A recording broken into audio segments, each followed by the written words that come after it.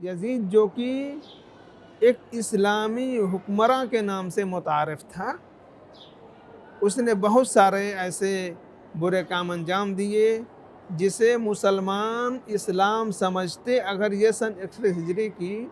10 محرم کی قربانی امام حسین علیہ السلام نے پیش نہ کیا ہوتا، کہ جہاں کہیں بھی مجلس عزا برپا ہو ہم وہاں جا کر بیٹھیں، غور سے سنیں، اور وہ افراد جو ان مجالس کا اہتمام کرتے ہیں ان کی عزت افزائی کریں، ان کا حوصلہ بڑھائیں۔ ایسا نہ ہو کہ کوئی شخص مجلس عزا برپا کر رہا ہے تو نہ تو ہم شرکت کر رہے ہیں،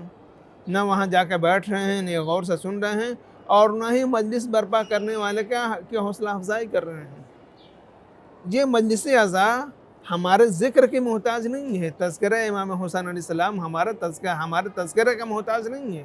کیونکہ یہ تو وعدہ الہی ہے۔ قرآن مجید میں صاف سے پروردگار عالم نے عام اعلان کیا ہے کہ اذکرونی اذکرکم،